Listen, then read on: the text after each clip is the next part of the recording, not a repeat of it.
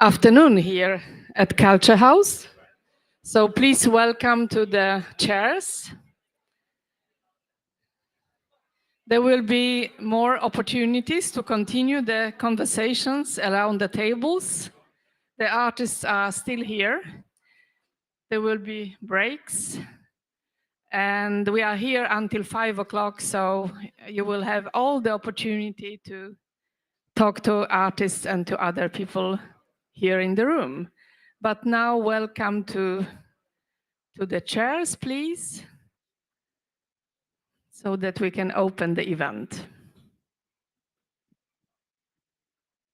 Just wait a couple of minutes.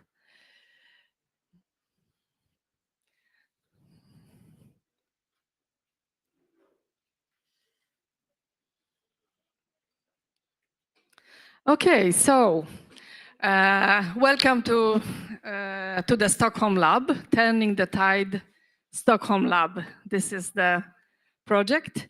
I am delighted to see you here today, not only as your host, but also as a CEO of Intercult. My name is Ivona Price. Intercult, very shortly, is an independent production at the Resource Center for intercultural and international projects placed here in Stockholm, in Södermalm. We have an international, European, and beyond network of people working with us, and most of those people from that network are gathered here today. Intercult is 4 people today, and everybody is here, and we have the orange straps. So Elizabeth Papageorgiou, maybe you can stand to show yourself, the digital creator and the project leader of this project. Hanna Granlund, project manager for an e-art project with sustainable materials for art. Karin Johansson, there is Karin, working with digital on stage, digital tools for performing arts. You can see that the subjects we are touching in our work are quite broad. And we have also Jeanne, which is in the reception, and Martina doing the social media here. So if somebody doesn't want to be in the pictures, we are taking quite a lot of both videos and pictures. Just tell Martina that you don't want to be in the pictures and she will avoid you. So what we do, it's a hub. Intercult is a hub for a local, international and intercultural culture exchanges, and we are leaders of collaborative culture projects, networks, and we are also sharing our experience gained in those collaborations in Sweden and in Europe. And the subjects are many. It's climate questions, it's waterfronts, it's cultural heritage, it's also eco-friendly creative methodologies like digital tools for performing arts, which I mentioned. We are arranging educational activities, and we are also arranging artistic encounters. So this 3-day event, or 4-day, because we actually started with a gathering of River Cities Network, a pan-European network, which Intercult is a proud member of. We started, this international gathering is a part of Turning the Tide project, which is co-funded by Creative Europe. It's a European fund for culture. We know all about it, so if somebody wants to get more information, please talk to one of us. We are also working with educational activities like Urban Labs, which is a format of this event, well known for researchers all over the world and also used for cultural purposes.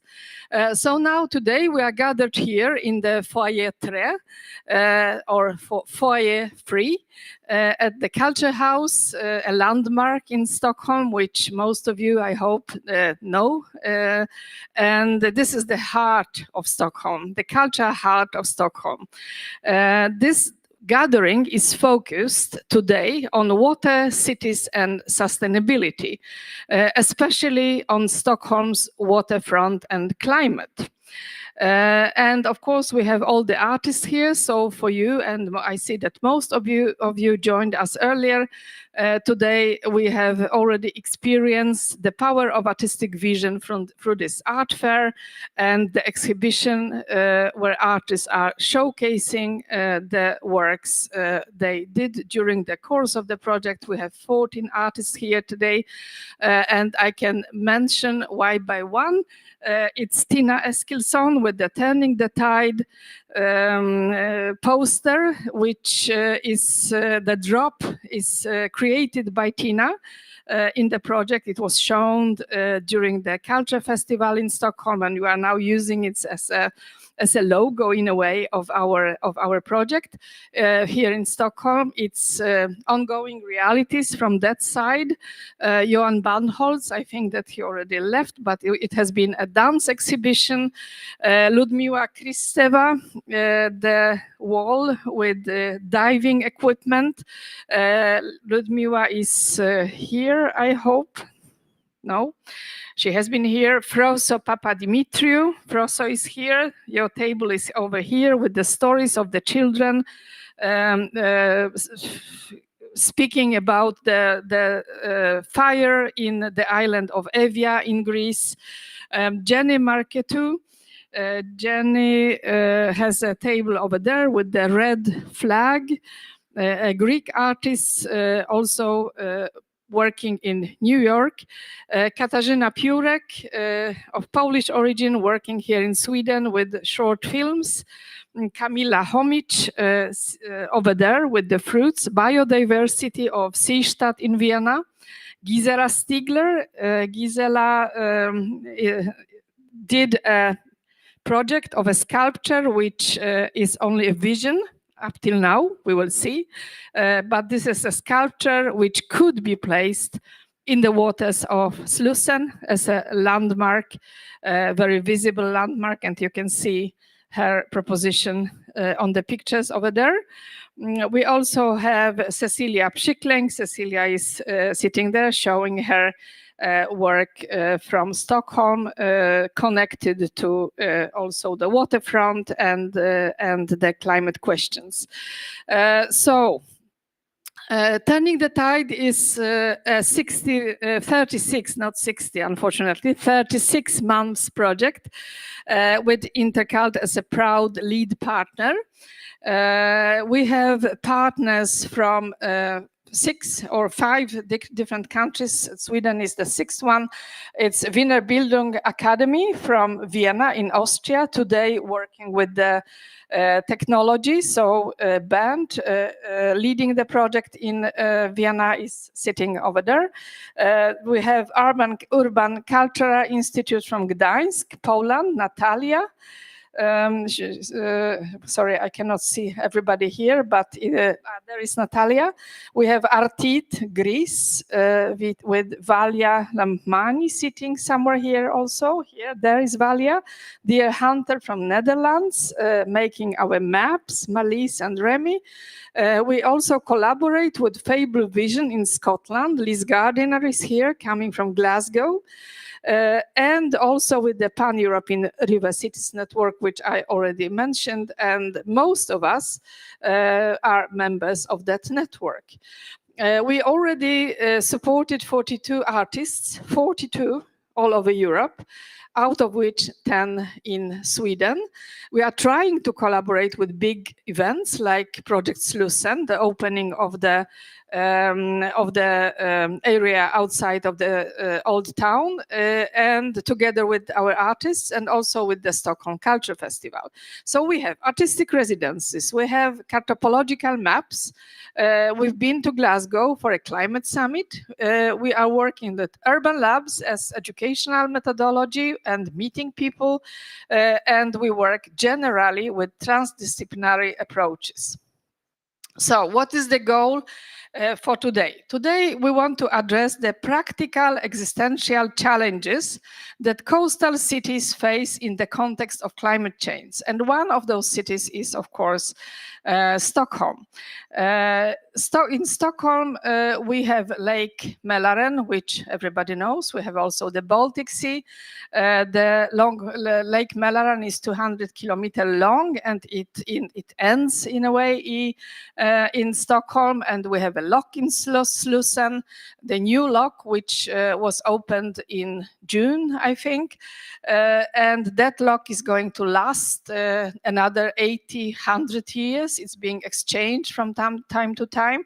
So we can say that the drinking water of Stockholm, which is being regulated or taken from the Lake Mälaren, and it's regulated in Slussen, will be saved until well, in another 80, 100 years. And what will happen then? I don't think that anybody thinks about it. The lock is new, so we feel that we are done for now. To achieve the goal of building adaptive cities like the Stockholm or Gdańsk or Vienna or other cities we are working with, we must rely on interdisciplinary collaboration. So we work with artists, we work with experts, and we are trying to find out what is the next step in not planning, but in action. So what are the most powerful tools to influence change while preserving the integrity of people working with us, which are mainly artists? Our agenda, behind me, you just see the film about our activities, our artistic encounters here in Stockholm, which has been taking place during the last 2 years. So what do we do today? We begin immediately with a dive into Stockholm's strategies for resilient urban flood planning, presented by Jonas Althage. Jonas is a strategist for urban flood management with the city of Stockholm. Then we will invite Emma Stenström. Emma is associate professor at Stockholm School of Economics, and she will lead us through bubble hopping.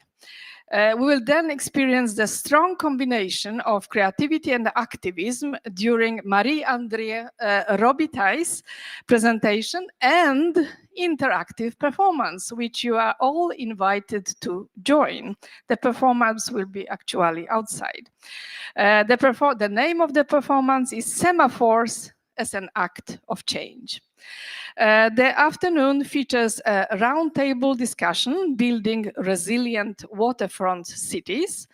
This high-level discussion will be led by Thomas Rebermark, director of Swedish Waterhouse at CV, Swedish Water Institute, and features experts such as Luigia Brandi-Marte, associate professor at KTH. This is the Royal Institute of Technology in Stockholm. Marta Bollmark, she's a CEO and partner at Gaia Architecture, the architecture office here in Stockholm as well.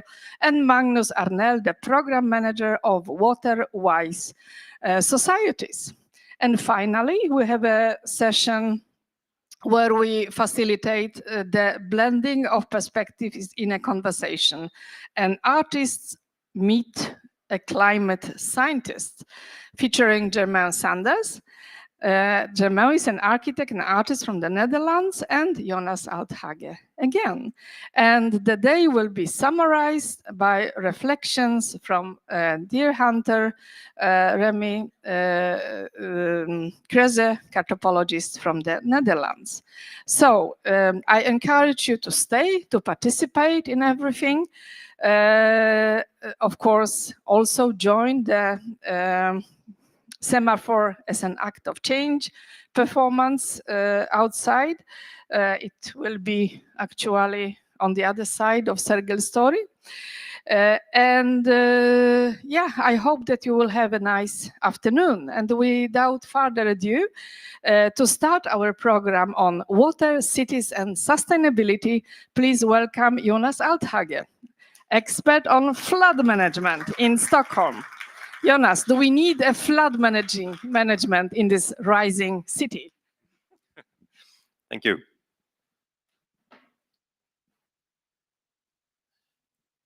Thank you for the introduction. Just clicking my way through this PowerPoint, I assume. My name is Jonas Althage. I work at Stockholm City as urban flood strategist. And you had the introduction to my session. I am actually located at the transport department, which has the strategic responsibility within Stockholm to manage cooperation and development within urban flood planning. I'm gonna crash this art day to talk about the law, which is very black and white and a bit boring, opposite of art, but it's a prerequisite that we need to just get a basic understanding for in order to describe why we work in the way we do. What's maybe a bit special about Swedish law is that it puts virtually all responsibility for managing risk to properties on the individual property owners. National, local council authorities have almost no responsibility in managing these types of risks, which in an international perspective can be very curious. And the only time we are actually able to do anything with risk mitigation, we have a legal responsibility not to benefit individual property owners, but do mitigation that serves a greater good. And there's no distinction between property owners. Like a house owner has the same tools available as a national government headquarters, for example. You can't force action upon anyone, so you're very equal in that sense. And then I'm going to just break down for me climate adaptation, what that actually means, because I think there's a difference to different people what that actually means. And from a council point of view, I split this into two main perspectives. And the first one here is obviously climate adaptation. There's a need because the climate is changing. So we need to adapt to a hotter world, more droughts, more floods. But we also need to manage critical risks that we have from climate events today or weather events such as flooding, droughts, etc. And of course, these risks will be exacerbated due to a changing climate. But the difference here is how these are actually, what processes these are connected to. I think a few things have fallen out here of my slide. But I'll walk you through it instead. What it's supposed to say here, the first bullet here is a city and infrastructure planning issue, which is a very slow process, which takes into account maybe a 30, 40, 50-year perspective on how should you develop your cities, how should you reorganize your transport structure, your water infrastructure in order to fit all purposes. And climate adaptation needs to be part of that, and it is, but it could be an even stronger part of that. I'm going to talk more about these critical risks, and the downside of these is that no one actually knows what the critical risks are during a flood, which is the things that I work with, for a very good and obvious reason, but it makes it hard to collaborate. And this is due to information security. We are not allowed as a council to know vulnerabilities, capacity of infrastructure systems that we do not own ourselves, because that's sensitive information that could be used by someone who wants to do harm to society. And this poses then the question, every property owner is responsible for managing their risks, but property owners cannot move water generally. Only landowners can move water. In this case, the council who owns most of the land in Stockholm. So we've got a bit of a conundrum here where we have critical service providers and infrastructure providers that have valuable systems and functions in society, who are not allowed to say exactly why they need to mitigate a risk, but they need to collaborate with us so we can help them to fix that risk. So how do you cooperate if this is the case? You can't say why, but you need to say why. See, this I've like scrambled a bit. That was my slide that was going to pop up very conveniently before. And this leads me into, if you're going to manage these risks, which no one can describe in detail, but we need to somehow manage anyway, we need to actually clarify what is the aim of flood management. And flood management is just risk management, basically, if you keep it a bit simple. And our process for flood management follows our process for risk management as a whole, regardless of the risk. Today we operate at 100% societal capacity. There's no rain, there's no storms, there are no floods. We have full functionality. But if we have a severe flood event, we're going to go down in capacity, illustrated by this red curve. We're not looking at eliminating risks within any sector. We're looking at having manageable consequences when something occurs. And what's a bit tricky for us is that we want to focus on not the direct damage, what house is flooded. We want to look at what is the total effect to society and citizens as a whole, because these latter phases, which linger much longer, where you have forced out investments and psychological effect on people, is a product of this damage that occur pretty much instantly, but can manifest itself for years after the actual event. So we want to look at where do we have the best benefit in working with risk mitigation. It is not always to manage that first very short stage. And luckily, we only need to do one single thing in order to work very efficiently with this, and that is to agree with everyone on what to do. And theoretically, it's easy. Practically, it's a little bit more tricky. And we need to be very open that there are a myriad of different parameters and factors that affect different individuals, communities, organizations, decision makers that we have no control over. We cannot force anyone to do anything, but we want to work in collaboration to do where we have the greatest value to society. And this means we cannot force stakeholders to take action. We can only collaborate with them, provide them with good enough information so they are forced into action.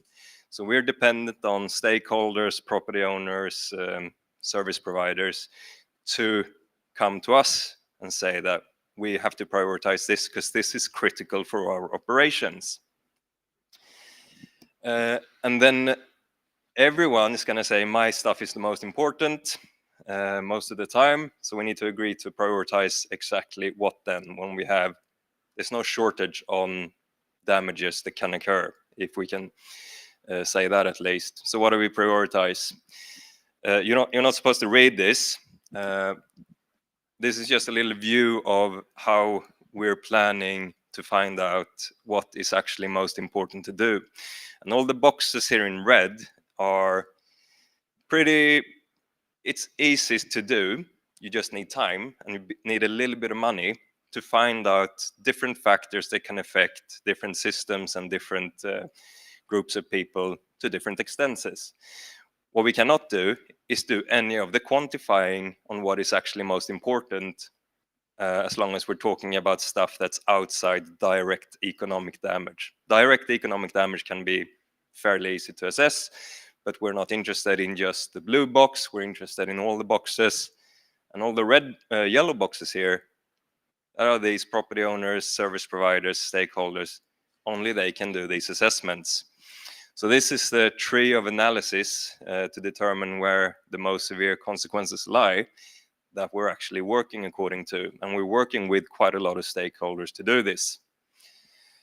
Fairly technical. I will get into hopefully a little bit more reasoning on how we can move on with this. But if we look then what we actually need to agree on, we've actually worked according to this process, and we're in collaboration now on 4 different critical asset sites with 4 different consortiums of stakeholders, because we have found that if we can complete 4 boxes, we have very high possibility of working in collaboration to start mitigating risks. And what we're looking for when we choose our projects, so to say, number 1 is to find these highly motivated stakeholders. And they can't just say, we really need this. I ask, what do you think how much can you pay to make this go away? And if they say 20,000 euros, I say you probably have to get to the back of the line, because 20,000 euros, if that's your limit, doesn't sound like an important issue to you. What we want them to find, and what we're helping them to find, is not severe consequences. We're trying to find what different stakeholders find completely unacceptable. And this is different to every stakeholder. It could be a pure economic aspect. It could be that you have a risk for fatalities. It could be that you have a museum with valuable cultural items stored in your basements. It can be whatever, but it needs to be an unacceptable risk that they're facing, because that gives us, as the council, according to the law, when we have to work for the greater good, intuitive knowledge that this is a case where we can put resources into it, especially if they are ready to invest. And what we do then is look at, is there a way that we think we can solve this issue according to the wishes of these stakeholders? And luckily for us, we work by Swedish standards in a rather big city. So we do not have a shortage on areas where we can probably tick these 4 boxes. So it's a comfortable, uncomfortable problem that we have. And looking then into, I mean, this is all built on very technical stuff like hydraulic flood models and feature manipulation engine tools that we build and yada, yada, yada. But being very technically adept isn't the most important thing we need to do. The most important thing we need to work with the communication. And with this slide, I've reached the pinnacle of my artistic expertise. I cannot go any further than this. Communication, I would say, is the single most important part of my job. And me being here today is not because I was asked, it's because I see this as a very valuable form of communication with a sector that I do not normally get in touch with, but has a great reach that I am not able to tap into otherwise. Because for me, distributing information is not just communication. This is what you can tick bare minimum boxes when you work within the city council. You need to motivate people, you need to talk to decision makers. Doesn't lead to virtually anything in this when you're driven by collaboration and common investments. We need to focus more through communication on building capacity in society, finding common ground, figuring out what is important, who has the same type of views. We need to group these individuals together and identify new processes, because this is a co-investment collaboration process that we do not have the framework for today, so we need to find new ways of doing this. And then we're moving further into engaging communities, finding out what is actually important, what's sense of urgency different groups or demographies have, for example. And by communicating a lot, it's a really big part of my work. The absolute best part for me with working a lot with communication with different groups is that I commonly found out that I am wrong. And this is the absolute best thing that can happen to me when I communicate with other groups and organizations, that I find out what I think is right is actually wrong. And that is extremely valuable to me, because then best case, I can start working in a direction that is correct to those groups of people, interpret their needs in a correct way. And I think that's overlooked opportunity with focusing a lot of communication, that that you build your own capacity, like way more than you build the capacity with the people that you're actually talking to. And why is then art important? I said I'll throw in culture here as well. Obviously, as a form of communication, and like it's a huge part of society. But to me, I do not look for technical experts. I do not need to work with technical experts. Technical experts are a sidekick that we need to get proper information once we've set the correct path to which we're working. Art has something else that promotes new ways of thinking, and it's the people that I think are connected to art and culture who have that type of mindset which art speaks to. Art can promote new ideas, and just by having a picture explain what I cannot do with 2 hours here.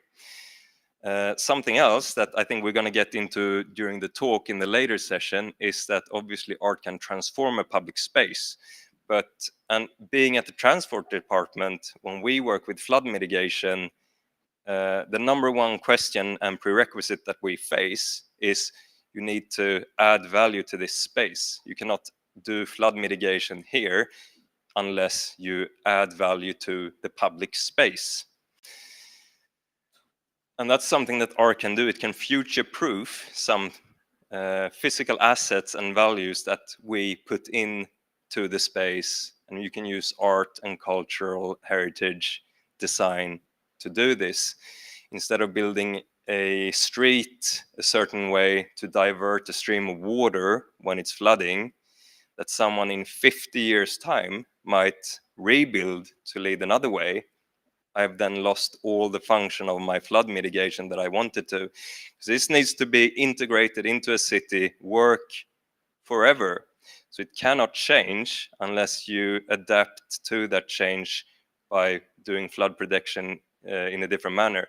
Whereas art cements the functionality in a much more safer way than a common infrastructure project does.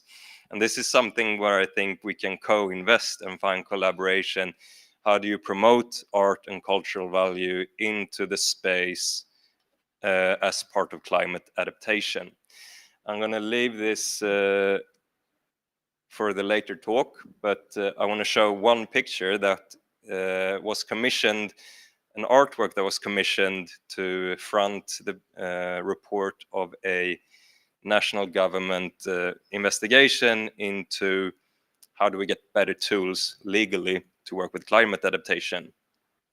So they commissioned a piece of art to communicate their findings, and this is the artwork that they was a result from that commission project.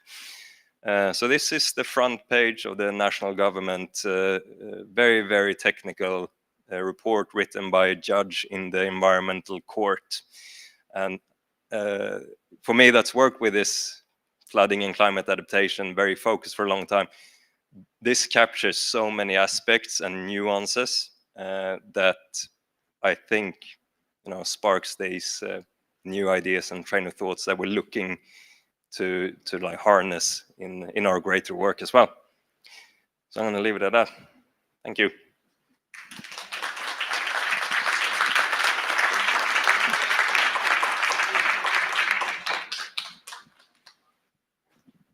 Thank you so much, Jonas. It was a great start of our event. Does anyone have any question for Jonas? Yes. Hi, Jonas. We discussed in the city of Stockholm yesterday, but I also want to pose the question to you. Do you think that this big Slassen project is the adequate response to any future developments and scenarios of what will be the climate change and then the effect on the waters in the lake and in the sea, Baltic Sea? Sorry to be No, I think like we heard in the introduction, it's a temporary fix. and no one is under illusion that it will be nothing else than a temporary fix. With the prognosis looking onto climate change and sea level rise, it will inevitably need to be rebuilt if it's going to serve the purpose of securing for inland flooding and the saline water intrusion, drinking water contamination. It's there for a period of time, and then it's not going to work anymore, and then something else needs to be done. But that's the idea. Then do you move that drinking water plant that provides 2.5 million people with drinking water, rebuilds that infrastructure, or do you find another solution? So then you're into like this broader effect on societal function and finding out what is actually the best way forward, because the next thing is going to be a temporary fix as well. Sooner or later, you're going to have a mighty weird looking city if you're going to do these temporary fixes for 400 years.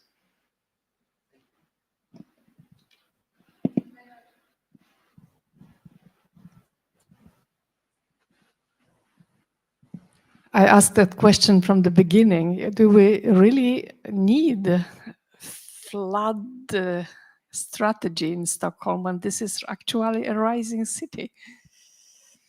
Yeah, I don't know if everyone knows, but we do have a land rise in Sweden, which is for another 25 years, outpacing sea level rise.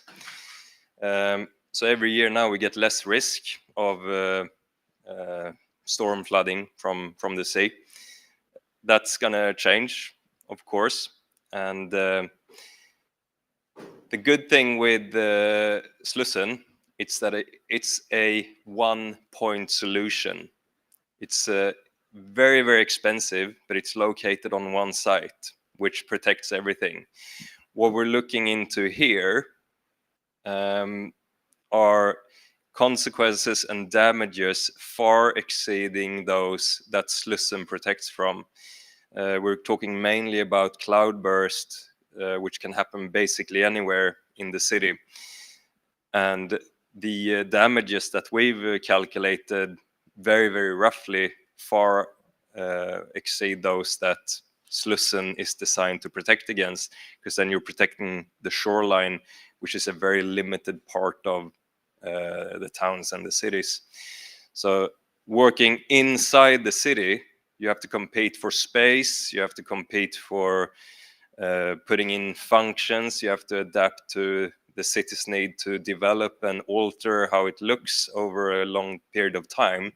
So we have a much more intertwined mesh of different interests, which in a different way requires like a holistic view and like taking into account different stakeholders' needs, and will face in a lot of circumstances the need to disregard some risks and to abandon the idea of solving some problems in order to fix other risks. So that's why it's so important to actually motivate what is it that we need to focus on first. Because if we fix some risks in an area, we're going to move on to fixing the other severe risks in other area, and we're not coming back to that area to fix the level 3 risks, or say the less important ones. If you want to do that, then it's someone else that needs to invest in doing that. So it's very, very complex, whereas sea level lake you can fix with a one type solution in a very different manner, and you don't really need to look into abandoning some risks in the same sense. So it's complex for a different reason.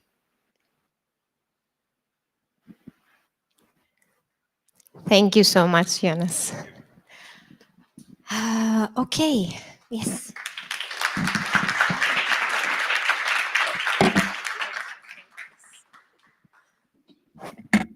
So hello again. For those who were not here in the morning, my name is Elisabeth Papageorgiou, and I'm International Coordinator and Curator at Intercult, and I will be hosting the rest of the event. Small details back to the conference reality. I hope that all of you got your tags from my friend Jean outside here. No, inside. So you can scan and you can have the program of the day. I hope you also you answered your questions that are underneath. We will have a break around 2:45. And after the event, you're more than welcome to scan the QR codes that you will find by the doors to evaluate us. We really need that. Thank you so much. So next, please welcome Emma Stenström, Associate Professor at Stockholm Schools of Economics and Co-Director of Center for Arts, Business and Culture. Thank you, Emma. Thank you. Thank you. Let's see if I can find my slides somewhere here too. Oh yeah, there it is. Perfect. So I think this was a very, very good setup for my little talk. I think we could use your example as a case in my business school. So I come from a business school just up the road. It's called Stockholm School of Economics, and it's kind of just to give you an idea, the prestigious business school in Sweden, highly ranked, very international. And I'm going to introduce to you very, very briefly a method that we are working with within that context and that we have done research around. And I will also put it in a context. When do we teach about this and how do we do it? And hopefully it will give you some inspiration. I think we share very much the belief that art and culture can help to shape resilient individuals, organizations, and societies. That's very much our belief as well. And we also believe a lot in that diversity of perspectives when we are tackling or mitigating the risks of big challenges. So it's nice to be in this setting with coming with a business school perspective, but meeting with other perspectives. So very briefly, I'll do a short introduction to what bubble hopping is. I'll talk a little bit about the research behind.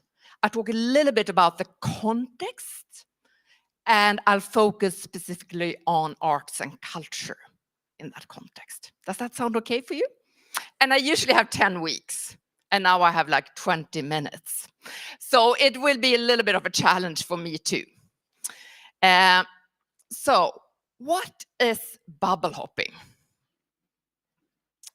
Well, first of all, I say that it started from a concern that we see a lot of bubbles in society. It could be filter bubbles, it could be social bubbles, where we get a lot of confirmation about our own perspectives, but we don't necessarily meet other perspectives. And as one of our founding fathers about to say, John Stuart Mill already said, he who knows only his own side of the case knows little of that. So it's all about really broadening perspectives, understanding others, understanding other perspectives, getting out of your bubble and learning from each other. So that's really the simple way of talking about bubble hopping. And the problem is that we are a bit worried that we don't always do that. I saw some of you nodding that sometimes we tend to stay a little bit too much in our own bubbles. And just to make clear that bubbles are important, we need that kind of belonging. It's not about bubble popping, it's about bubble hopping. So it's not about not having your bubbles, because bubbles are important, but it's about getting some research-based skills, tools, developing capacities to also step out and bubble hop into other bubbles, not about popping the bubbles. And there's a lot of research around that, of course, that kind of methods that strengthen that can help to build resilience, both in ourselves as individuals, but also in societies and organizations. So that's where it comes from, really. So it started with that concern about the problem, and then together with colleagues, always together with colleagues, we started looking at what about if we bring some of those research-based skills capacities and try to, and of course we use students, we always do that in academia. We did it around about 1,000 students where we tested out different skills and methods and capacities to bubble hop. And by now we've had many thousand students doing it. And by now, I would say we also work much more in organizations, in municipalities, between sectors, between organizations, not only with students. It started with students because that's an easy kind of group to experiment with, and they're usually curious and happy to do so too. So it started off with students looking at what kind of skills worked, and then we put it together as like easy to use methods that could be used elsewhere. So what we do, so if, for example, if this was a course, if I had 10 weeks with you, which would be lovely, and you were my students, I would either put up a scenario, and Jonas, yours, that was like the perfect one. When you showed that slide, I was like, oh, can I borrow that slide from you? Because that could be perfect. If we had master students, they're a bit more mature, we could set up, please meet with different stakeholders, try to understand these different perspectives, exactly like you were pointing out. We've done that, for example, with the green transformation, with industries up north, making students actually meet with many, many different stakeholders and having stakeholder dialogues and understanding perspectives. So that's been one setup. Other times we do, especially with the bachelor students, because there are so many, and also because I'm curious myself, we say, okay, you pick a bubble yourself that you feel like you don't belong to, but that you are curious about. And then you jump. And as I said, we've had many thousand students jumping now, and they jump in all different directions. Could be politically, religiously, different, of course, backgrounds, different. They are already international, so that's not really, they can't just do that because they come from different continents, but professions, whatever, they jump in all different. Sometimes I tell them, can you please do something legal? Of course, they never listen. So, of course, they've also done a lot of, okay, I want to understand how you sell drugs and stuff like that. I'm always nervous, but they do whatever. They jump bubbles. But before they do that, of course, we train them a lot. And we tell them that they need to bring 3 principles with them. So the first one is curiosity, and is really crucial. Curiosity, I think curiosity is what creates safety many times. Curiosity is what makes us safe. If you meet somebody who's curious, it creates a lot of safety in a group, for example.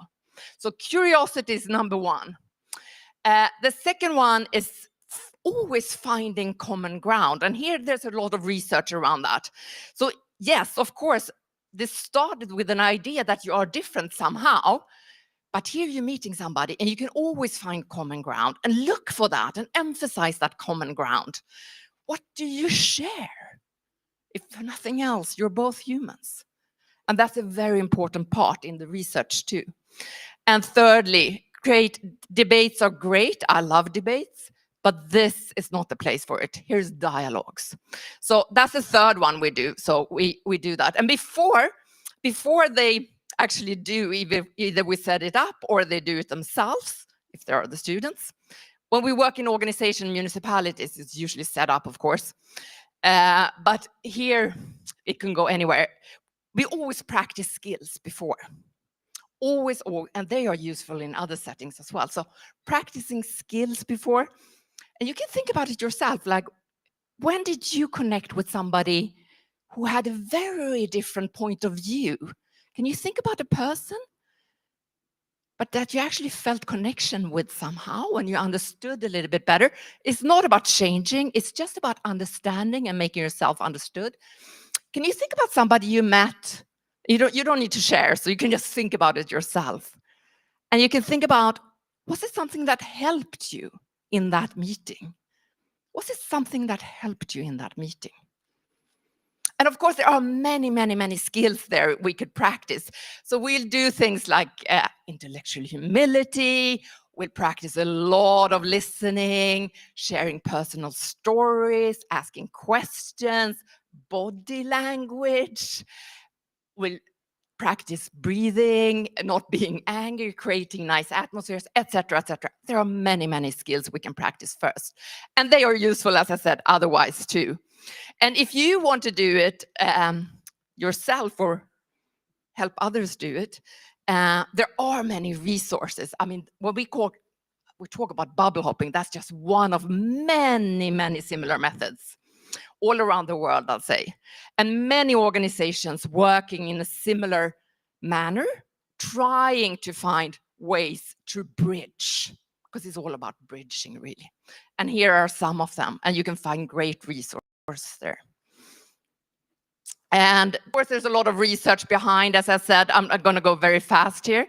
It's better to have some time for questions. So some of the research that we are building the method on is social identities. When I talk about bubbles, I really talk about social identities and social identity theory, which very, very simplified means that we all belong to many bubbles. We all have multiple identities. They're dynamic, and that's something that's important with it. They can actually change. We can always find like bigger shared identities. But they do also form us a lot, form our values, behaviors, taste. So they're important to understand, but also possible actually to change, which is nice with them. We look at specific studies.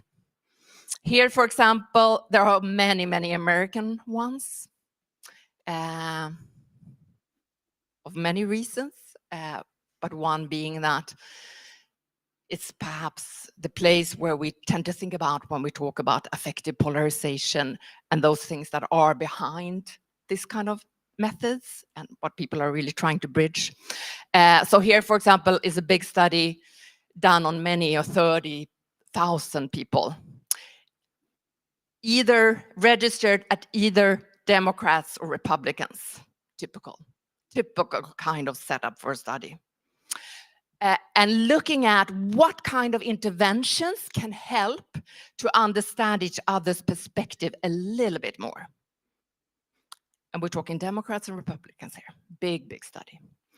And what's good about it, perhaps, is that fairly easy interventions can actually help. Just that one I mentioned, looking for common ground, for example. Always finding something you're sharing and emphasizing that can help understand each other a little bit better. For everyone, no. In this study, they say that the extreme ends doesn't help. We're talking about perhaps the 80% in the middle, but not the ones that are extremists at either end. But for many people, some very simple interventions can help understand each other a little bit better. So that's the kind of research that's interesting, of course. And then since we are in a business school, we do also talk about social capital, and we're talking about different kind of social capital, and we see a lot of dividing today.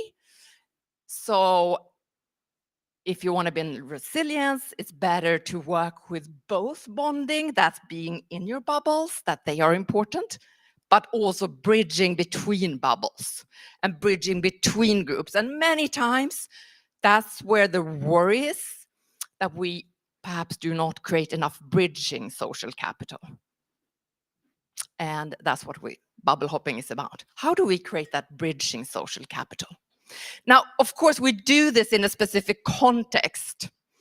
So our context, so when we bring this into the business school, and it's mandatory for all bachelor students and for one of the master tracks or masters or international master. And we do that in the context of sustainability, or what we call global challenges. Can't say sustainability anymore. You know that? It's such a wording now in the business school that it's like you say sustainability and nobody will come to your class. Kind of, I'm exaggerating, but it's been a big change recently here. We talk about global challenges.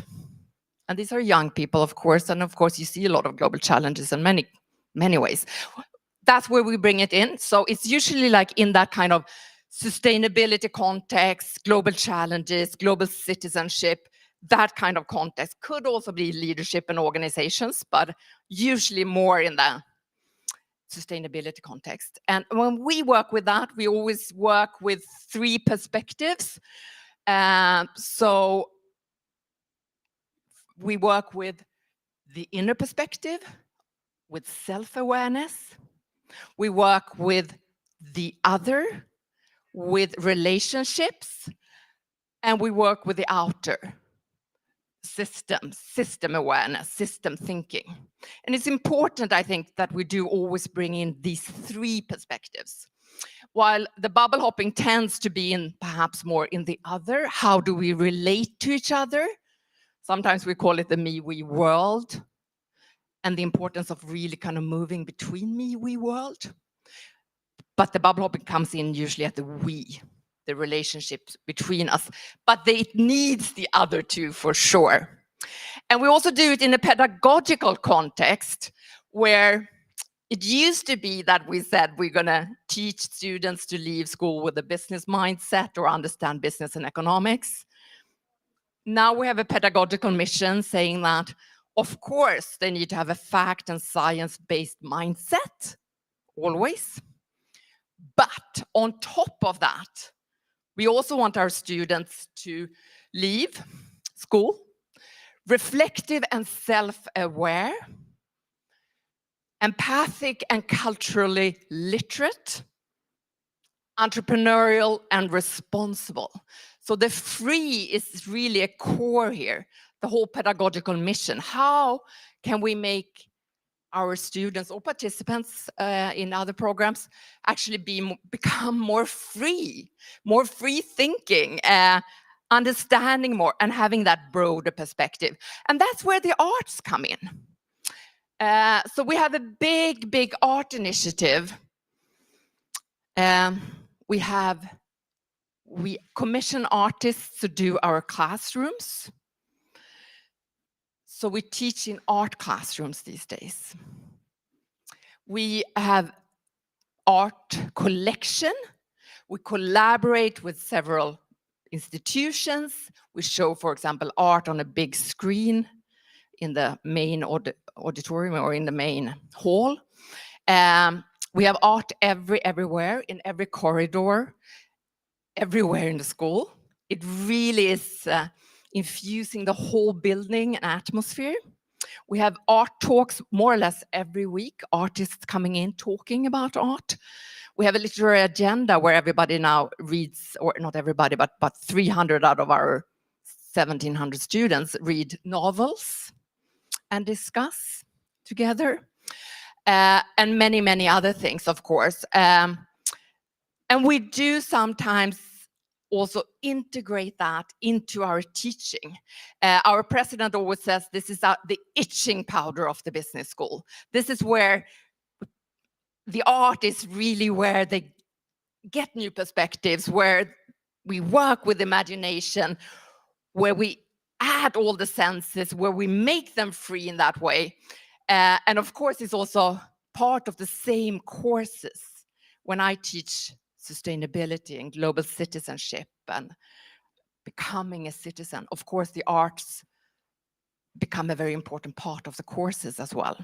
So here, for example, is an artist duo from Sweden that did a very typical installation, I'd say, for a course like this. So they made an installation, a lock-in. This is how much they weigh, as much as we spend in a certain time period. And then they locked us in as teachers. So we couldn't leave. We were locked in and we had to stand outside school and answer questions for anybody who passed by. So that's a typical kind of installation where art comes into the teaching. Another one, and I'm soon going to end, another one is another Swedish artist who's done an installation called Awakening, but everybody at school called it Overflow. And there was a big kind of discussion, but it's also discussion around consumer society, capitalism, all these things we do want them to question too. So when we bring in the arts, we do it in order. In a way, it's a bubble hopping in itself, and it's in the same kind of context. We do want to have new perspectives, criticality, we want to have questioning, we want to have that kind of broadening that comes, I think, from both arts and culture addressing similar questions, but also from the bubble hopping, meeting very different perspectives. That's it. Very brief, 10 weeks in 25 minutes.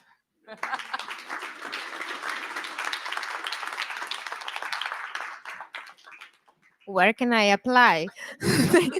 Thank you so much. Do you have any questions for Emma? Nope. Yes. Summer school, we should. We actually do. We organize summer school, but I'm not sure. It's for people. We'd organize it for people with non-academic backgrounds that come from non-academic backgrounds and live in some of what you can call them many things, but suburbs outside the big cities. Rosengård outside Malmö, for example. Very talented students. We organize summer schools for them, but we should perhaps do it for others as well. Found a mic. That's Thank good. you. Yeah, I got one. Since you're a business school, I was wondering, bringing in the artist and the imagination, would you consider imagination a skill or a mindset? Skill or a mindset? Well, I think it's both in a way. Huh? I think it's a skill in one way, and I'm a bit worried about the deficit in that skill sometimes. I was just talking to a colleague who's writing a book about imagination now, and I think it's not always valued enough, and it's not always trained enough, especially not in the setting I'm in. So that sense, I think we could train it more, but of course it's a mindset too. Thank you. Yeah, my question is, are we good at bubble hopping in Sweden? Or is the ability to bubble hop connected to where you live, or when you are born, where your I don't know, home? I love that question. And I'm lucky enough to have students from 5 continents in a classroom, so we can always have that discussion. And I think some of them, and I love to refer to my students because they are my best teachers, some of them would say that we are probably good in certain ways. I think the Nordic model is built very much on it, that we should collaborate between sectors and we should try to find some kind of consensus and move forward. So there's in one way, yes, but we're super bad compared to many of my students' home countries at connecting with strangers on the street, for example, or chit-chatting. So they could be in different ways, I think. There's another one. Oh, I love questions. Thank you. Sorry, I came late, so I don't know if you have already addressed this, but I wonder, is there any way that one can measure the impact of the arts on, or bubble hopping on our students? Measure the impact of art as the typical question for many of my colleagues, and I come from that area myself, the field of arts from the beginning. And I would say that many of us also shy away a little bit for that, because we also worry about the consequences, because there are so many things that are not measurable that we might lose if we use very simple measurements. So the impact is always difficult to measure. And there are many qualities that are non-measurable, but they are still very, very important. So I'd say most of my colleagues would shy away a little bit from that question. Does it matter? Does it mean that we don't? I think sometimes we really, I mean, I could talk forever about it, so you shouldn't get me started. But so, for example, we do measure a little bit, I have to admit. So, because we want to publish papers, otherwise we get fired. So one thing, for example, is that, well, you need to do randomized control trials and be pretty clear about if they're going to believe in you. So we did that, and I have other colleagues that have done it too. And we've seen the same thing. We compared arts-based classes with more traditional classes. So one thing, I was working with contemporary circus. So one of the things we did was that we did a workshop that was exactly as long, same topics. One was completely circus-based, arts-based, and the other one was traditional cognitive. The short story here is that when we looked at evaluations, and this is similar in other research, they were lower for the arts-based. People preferred the traditional cognitive one, but when we looked at the learnings, it was the opposite. They had learned more in the arts-based workshop. It was more integrated. It was more of what we try to strive for, not just memorizing some concepts. So if we're looking for learning, I say we can see a lot of really good effects from the arts-based. If we're looking for simple evaluations, no. That was a very simplified answer, but it's a very interesting topic. Thanks for asking question. Thank you so much. I don't think we have time for more questions. Sorry. Thank you so much, Emma. It was really inspiring.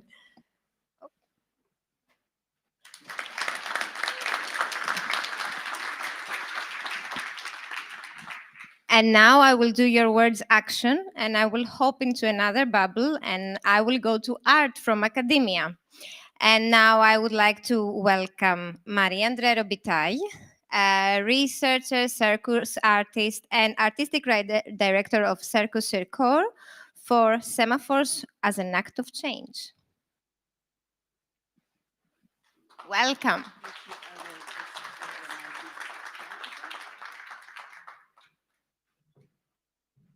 Have a little installation here.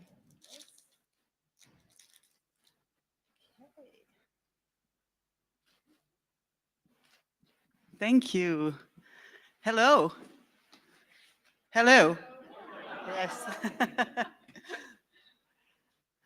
Good afternoon. For this presentation, I thought that I'm going to introduce a lecture and a workshop that has been generated through my participation in a residency within the project Turning the Tide, organized by Intercult, almost 1 year ago already. And the title for this is Hope in Motion. And it is a workshop that, the workshop that accompanied this, that we will not necessarily do today, is about making flag together and walking and moving with flags. But here's the little lecture. And I will start with the title of the lecture, which is Hope. And hope is a really vague concept in a way. It's a strong one, but it's a really vague one, like freedom. Freedom for who and freedom of what? So hoping for what and who gets to hope? And in this context, I'm using hope, the term hope, as a driving force, as a way of acting. So action is important in this term, and as a force that lead us to move, to act, and to respond, and to exert our response ability, or our ability to respond. And the title is Hope in Motion.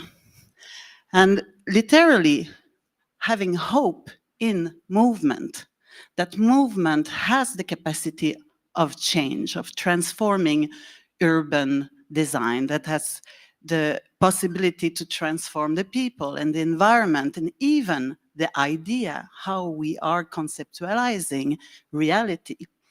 And movement, hope in motion, also as a hope in the potential of moving together. So hope in motion and hope in motion, if you follow me. Let's see here if this can work. Yes. So I was introduced as a circus artist. I'm an old one. I still identify as an acrobat. And often even though I am a circus performer, I have been doing circus performance to earn a living. I have been teaching circus, and now I'm the artistic director of a Swedish circus called Cirkus Cirkör. I also see circus as a metaphor, and I often refer to circus as the planet Earth. And that in a circus, everything, or on the planet Earth, everything is interrelated and interconnected. It's relational. If we do something, it will affect someone else. It will affect our environment. And the good things with this metaphor with the circus, it is that in circus, you can see in a radical manner, in a physical manner, what are those interrelation and what are the consequence. For example, if someone is on a trapeze and I'm holding a rope that hold the person on the trapeze, if the person fall, I have to hold on. And if I let go, the person can fall and injured. And also in a circus, we are looking at something that is wonderful, like we would be doing in a sunset, for example. And I've just spent 5 years as a PhD candidate at Stockholm University of the Arts. And I've been reflecting a lot with the context in which we are all living and the challenges that we are facing. I've been thinking of that we have been abandoning the circus tent, that we often don't really engage in nurturing the circus tent as it should. And it actually happened for real once in my life. I was in Malmö and we were touring with a circus tent, and we were in a meeting somewhere else in a school. And we were talking about how we would organize the next part of the tour and what show we wanted to do. We were talking a lot about the future, but the present was happening in the tent, and someone knocked on the door and said, "The tent is blowing away, the tent is blowing away." And it felt, oops, it's, oh, I cannot do this here. Sorry. The filming is not working. Well, imagine this tent blowing up. There's a lot of wind, and a tent that blows up is quite spectacular in itself. And we had to go and hold on all the beams of the tent. If not, the tent would have fly away.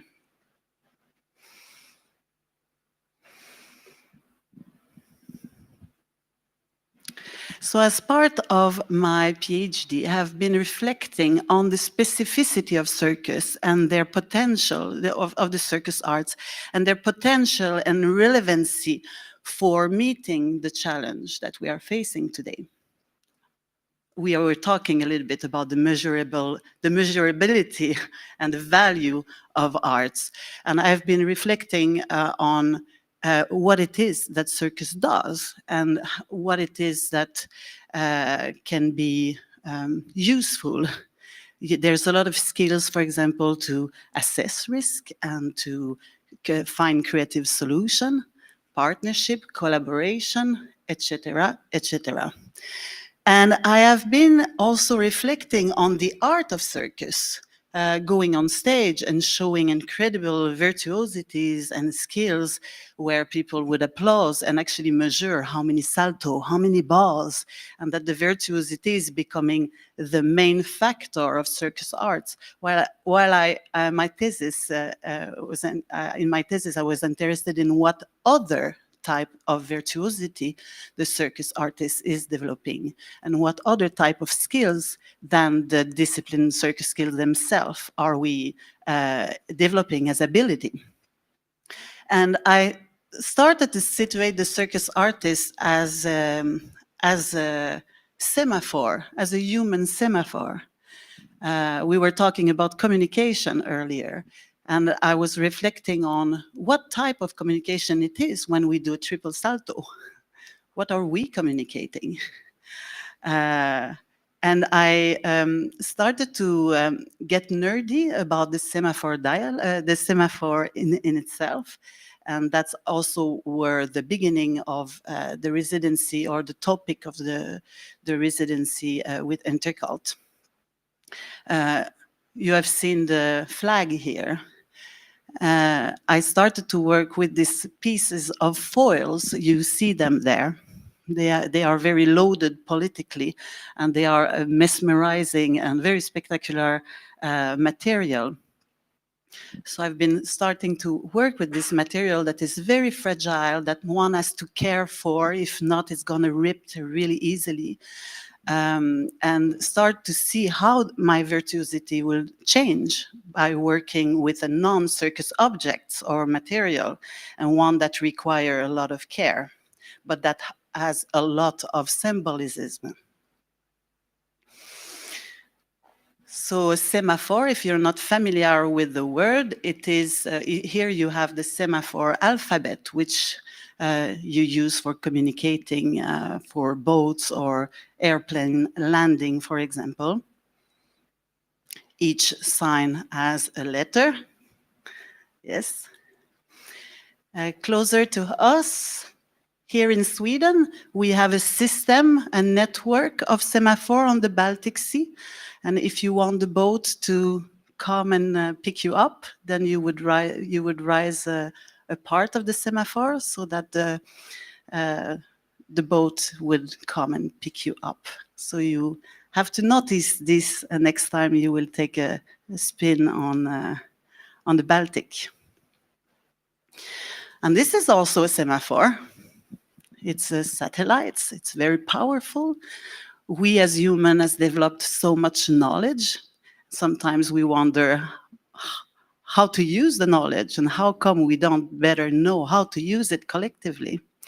But we have semaphore that are so powerful, and yet we don't know necessarily how to communicate or what to communicate.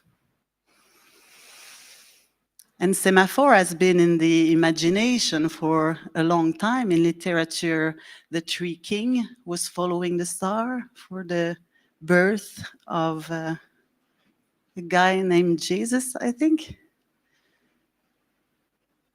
And we also have literature on the art of communicating through smoke signals. Here is in the Netherlands at the beginning of the 18th century. It's a coastal semaphore. And to me, it really looked like a circus apparatus, like a pole. And it's completely mechanical.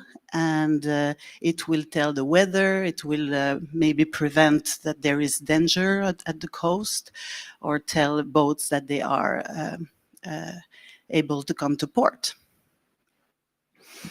And here, closer to us in Gärdet, not so far from here, is a replica of a semaphore that has been invented by Abraham Niklas Eldenkrantz.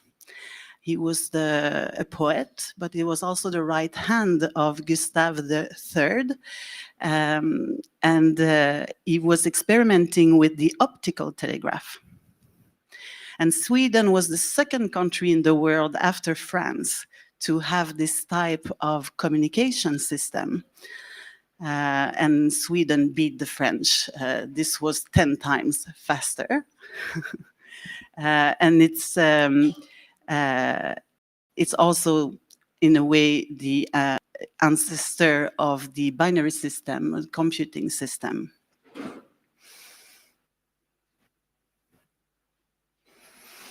And here is another type of artistic interpretation of moving with or communicating through sign and signals. And this, in here, I'm writing hope with a piece of foil.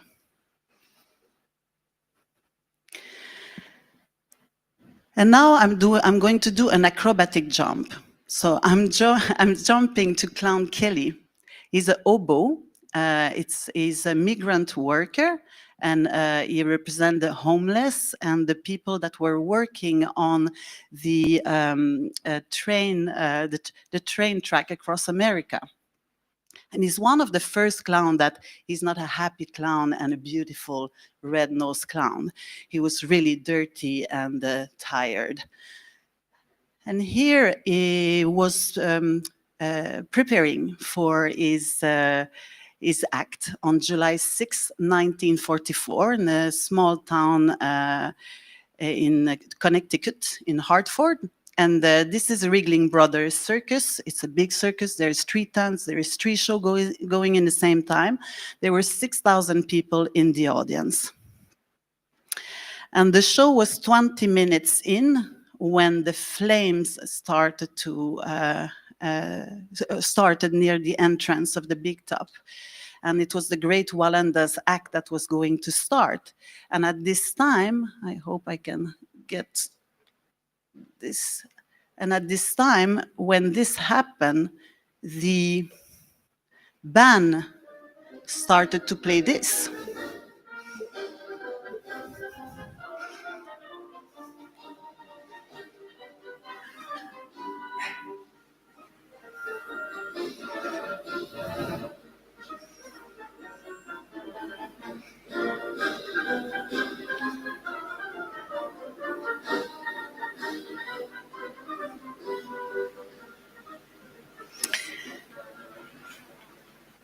In this event, there is 160 people that died, and there were 700 injured. There is a little girl that were never found.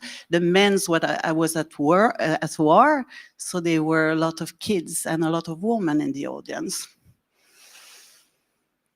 And this is Clown Kelly.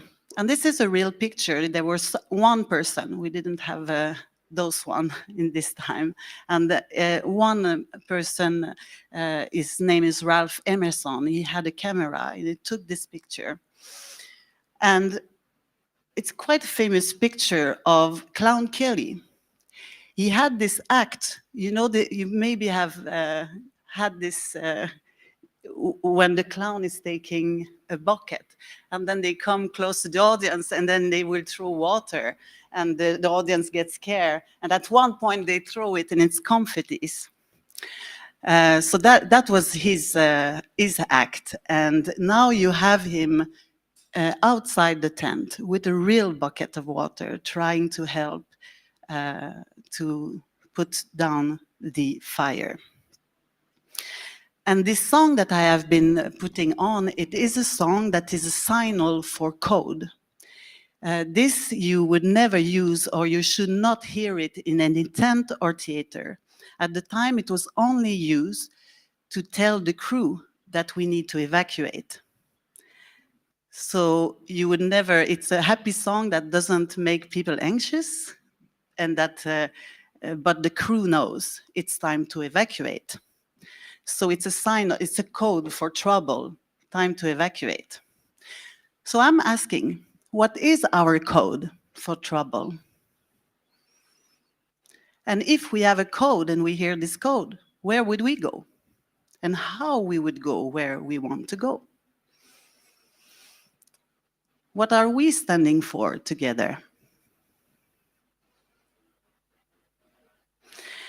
And this idea with walking and moving with flag is a way for us to learn to have a time where we can move together without having any identity question, without having to resolve a problem, without having to experience a traumatic disaster.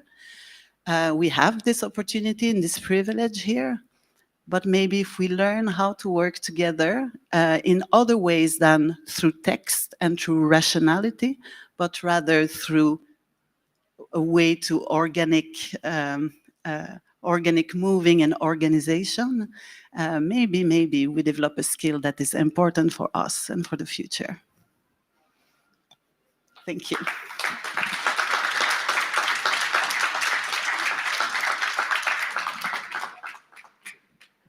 So now I invite you to take a walk with me. That would mean that I'm a choreographer. I have a PhD in choreography. So that would mean that we would rise up and go take a jacket, come take a flag, and then you would follow me. We will go for a 10, 15 minutes walk, not more. I think it's good for everyone. And we will come back here together.